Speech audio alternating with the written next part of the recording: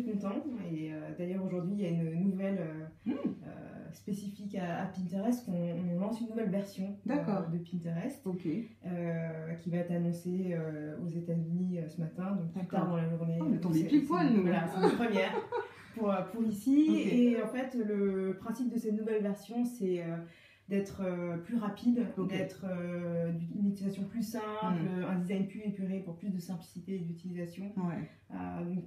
Vous utilisez, vous, Vincent? Vous utilisez Pinterest? J'ai pas mal utilisé au début, j'utilise un peu moins maintenant, mais j'aime beaucoup. Vous utilisez pourquoi? Bien sûr, pour plus comme agrégateur des contenus que j'aime bien. Plus qu'en mode consultatif, en fait. D'accord, ok. Moodboard, un peu, c'est ça? Moodboard, exact. Il y a vraiment des usages qui sont différents. Et l'idée, avec cette nouvelle version, c'est de permettre aux gens de continuer à faire ce qu'ils aiment.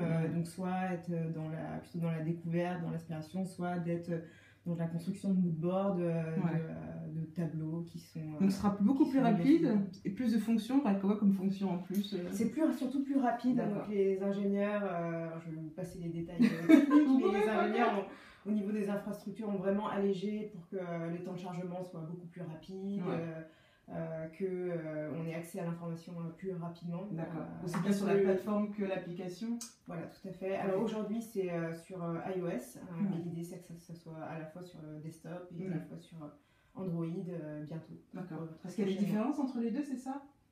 C'est plus une question de comment on a développé d'abord sur iOS, parce que c'était des infrastructures qui étaient différentes. Bien sûr. Et du coup, on va vraiment étendre pour que tous les utilisateurs puissent en bénéficier. Et puis aussi simplifier, parce que je pense qu'aujourd'hui, on a tellement de plateformes à notre disposition. Vrai, hein. On va d'une plateforme à une autre et il faut que ça soit simple à comprendre, intuitif. Est-ce que vous pensez aussi intégration, parce que justement on parle de plateforme, est-ce que vous pensez à vous intégrer Pinterest dans d'autres plateformes, par exemple comme Slack ou ce genre de choses, ou Mastertask qui permettent de communiquer entre personnes dans l'entreprise plus particulièrement, parce que c'est pour ça que Slack est développé, mais pouvoir utiliser Pinterest sur ces plateformes-là? Alors, il n'y a pas c'est pas encore au programme, mais je pense que tout ce qui peut développer l'utilisation, faciliter la collaboration aussi. Par exemple, sur Pinterest, on peut partager un tableau. Donc voilà, tout ce qui peut aider à ça, ça sera, je pense, dans le développement à venir. Ok. Et est-ce que vous aussi, il y a une différence entre la plateforme US et la plateforme France, d'autres pays, ce genre de choses en termes d'options ou Alors, il n'y a pas de différence en termes de plateforme, donc de produits en lui-même. Il y a des différences en termes de contenu.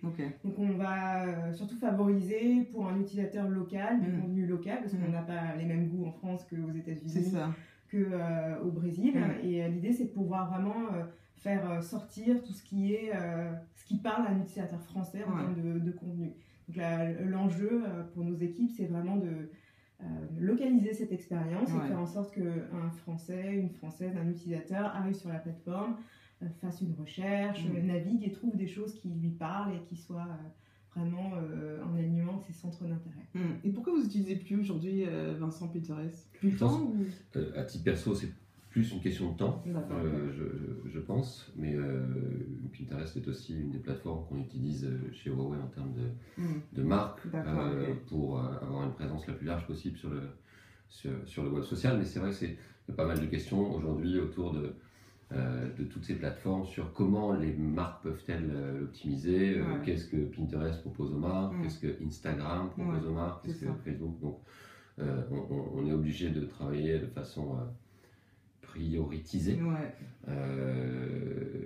et d'utiliser les meilleures plateformes. Est-ce que c'est une application, par exemple, quand on achète un mobile, parce qu'il y a certaines plateformes, quand on achète des mobiles qui sont déjà intégrées dans le téléphone, est-ce qu'elles font partie des applications qui sont intégrées, pas encore? Non. Vous avez dépassé les 100 millions d'utilisateurs en septembre 2015. Il y en a combien aujourd'hui? Plus de 100 millions. Il y en a 150, 200. Il y en a plus de 100 millions. C'est vraiment une croissance qui est très très forte dans le monde et on est très, très contents. Le développement international est vraiment au centre des priorités pour nos fondateurs et le siège qui est à San Francisco.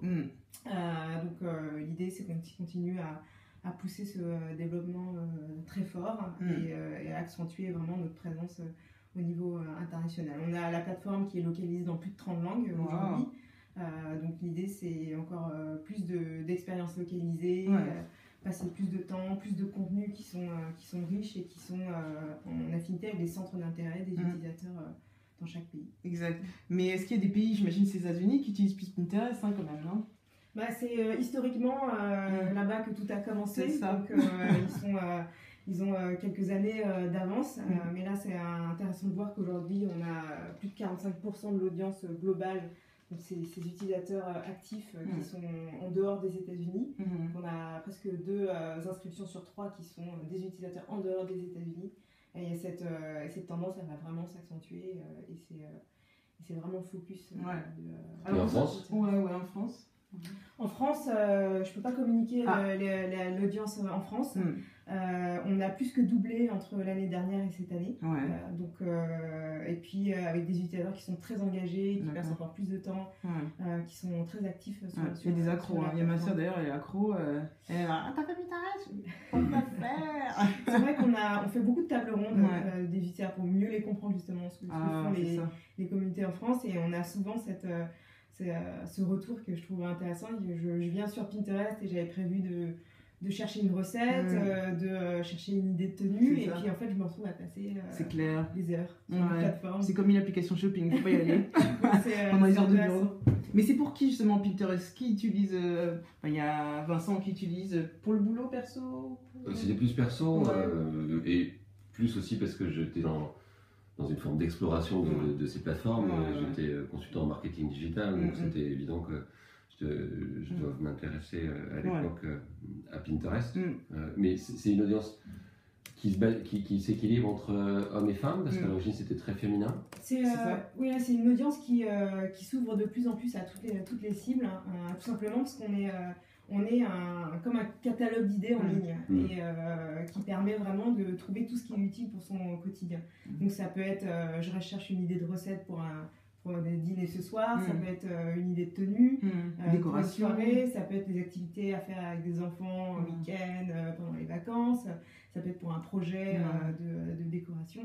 Donc à partir de là, comme c'est très centré autour des centres d'intérêt, tout le monde a des centres d'intérêt qui peuvent être très, très différents, et l'idée c'est que cette plateforme permette de trouver toutes ces idées à un endroit. Et d'ailleurs après on a aussi des usages qui sont parallèles, comme la possibilité aussi de sauvegarder ces idées. Il y a des marques aussi qui utilisent ça pour mettre en valeur, par exemple, c'était une styliste américaine qui s'appelle Rachel Zoe, je crois, qui fait des thématiques, des fois de mode, des thématiques style, etc. Et puis beaucoup reprennent pour donner leur avis, ou pour, elle aussi, pour augmenter sa communauté de fans et de followers, qu'on appelle. Oui, tout à fait. Enfin, on est vraiment dans cette optique de tout le contenu qui peut être utile. Donc, c'est vrai qu'on a nos plus grosses catégories, c'est la mode, la décoration, tout ce qui est la cuisine aussi, la cuisine, c'est une très très grosse catégorie. Mais voilà, l'idée c'est que chacun puisse retrouver tout ce qu'il aime et construire un peu son catalogue personnalisé, parce que on peut sauvegarder aussi ce qu'on aime, une idée qu'on a, et on se dit bon je vais pas la faire tout de suite, mais je vais en avoir besoin pour après. Et voilà, Pinterest facilite ça, parce qu'on peut aller dans des tableaux, on sauvegarde des épingles en fonction de ses centres d'intérêt, on y retourne, et puis après on peut passer à l'action, puisqu'on est toujours à un clic de plus d'informations et comment aller plus loin pour réaliser son projet. Moi j'utilise beaucoup pour organiser mes voyages en fait. Donc je suis allée en Argentine il n'y a pas longtemps, et 4, 5, 6 semaines avant, je commence à construire un tableau où je vais mettre tous les endroits que j'ai envie d'aller voir, les restos que j'ai envie de faire. Et puis une fois que je suis sur place, je retourne sur mon tableau, j'ai plus qu'à cliquer, avoir les adresses, et puis aller réaliser en fait et donner vie à mes épingles dans la vraie vie. Vous avez de nombreux fans, et puis il y a des personnes comme moi qui ne trouvent pas trop d'intérêt. Et qu'est-ce que vous pourriez faire justement pour me convaincre? Est-ce que je suis pour absolument utiliser cette plateforme? Est-ce que je dois absolument l'utiliser, ou peut-être pas du tout? Mais qu'est-ce que vous pourriez faire pour avoir des personnes comme ça qui n'utilisent pas encore Pinterest, qui ne voient pas l'intérêt d'y aller et de construire, d'avoir Je pense que j'imagine que vous avez des passions, vous avez des sujets qui vous intéressent, et puis je pense qu'on a toujours cette question, je l'ai vu quelque part, mais ou alors alors je cherche une idée, je sais pas quoi, je sais pas quoi mettre, je sais pas quoi manger, et Pinterest permet de répondre à ces questions. Et c'est assez spécifique à notre plateforme et différenciant par rapport à ce qui existe aujourd'hui en termes de plateforme, c'est de répondre à des questions de découverte. C'est plus des sauvegardes de données visuelles, on va dire, par rapport à de l'écrit, comme des applications comme Trello, ce genre de choses. Vous connaissez Trello? Oui. C'est un peu ça, mais visuel en fait. Oui, parce qu'en fait, avant, on avait un tableau de liège, on a plein de post-it, on se gardait des notes. Et ben là, c'est l'idée d'avoir un peu construire son catalogue et avoir un tableau de liège infini et virtuel, et on peut retrouver ses idées par un élément visuel, parce que quand on voit une image, ça nous parle, on se dit bah tiens, c'est de ça ce que je voulais faire. Et puis, on peut prendre des notes aussi, bien entendu, en dessous, on peut mettre des notes à côté pour se souvenir, des choses comme ça. En fait, l'idée d'une épingle, c'est qu'elle est reliée à un site. On a une épingle sur Pinterest, un élément visuel, un texte de description et une URL qui redirige vers un site. De façon à ce que, en tant qu'utilisateur, on retrouve facilement son idée dans un tableau parce qu'il y a cette image, qu'on peut avoir un petit peu d'informations avec le texte, et puis en cliquant sur l'image, on reprend l'exemple de recette, on a les ingrédients, comment faire, le temps de cuisson, et vous n'avez pas besoin de prendre de notes parce que finalement vous sourcez depuis un site les informations. Mais moi il y a un truc qui m'embête sur Pinterest, c'est pour ça que je ne suis pas encore abonnée, c'est que en général quand on veut voir des applications, on veut voir un peu ce que ça donne en termes d'application, on peut aller sur le site et visualiser. Sauf que là, il faut s'abonner, il faut visualiser sur Pinterest. Et je peux pas. Comment vous allez changer ça un peu Alors, c'est un sujet qui est. On a beaucoup discuté, on fait des expériences. On est une entreprise qui est très dans le test and learn. On se considère encore comme une start-up. Donc, on aime bien faire des expériences, voir comment ça réagit sur le marché. Et puis itérer si c'est quelque chose qui fonctionne ou qui ne fonctionne pas. On se pose beaucoup de questions sur ça, effectivement. Aujourd'hui, vous avez accès à un nombre d'épingles limité qui vous permet de découvrir. Et puis après, c'est vrai qu'il faut s'inscrire pour aussi accéder à plus de catégories, plus de contenu. Mais je pense que le fait de s'inscrire, c'est aussi pouvoir permettre d'avoir quelque chose de personnalisé quand on a des informations sur les centres d'intérêt de la personne. C'est aussi que Pinterest va pouvoir coller au plus près de ces centres d'intérêt au quotidien. Donc c'est comme un catalogue, votre catalogue, vous allez ouvrir à n'importe où, à n'importe quel moment, et vous allez retrouver tout ce dont vous avez besoin pour votre vie de tous les jours. Ok, d'accord. Vous disiez que vous organisez des meetings avec la communauté. Qu'est-ce que vous proposez pour les inciter peut-être à s'engager un peu plus, à créer des pins, c'est ça? Et peut-être pourquoi pas inciter des gens comme moi à s'inscrire. Oui, en fait, on veut que les gens qui soient sur Pinterest comprennent l'intérêt pour eux, pour leur vie quotidienne. Nous, l'idée de ces tables rondes, c'est de comprendre en fait des gens qui nous utilisent, des gens qui nous utilisent pas encore, et puis aussi nous d'ajuster s'il y a des choses au niveau produit pour faire qu'on ait plus de gens qui passent du temps sur la plateforme. Après, c'est vraiment une démarche qui est personnelle. On a son Pinterest, on crée ses tableaux parce que c'est utile pour nous. Et il y a une valeur qui est très forte, c'est l'authenticité. Donc on est très dans vos tableaux, vous les créez parce que c'est utile pour vous. Comment ça fait?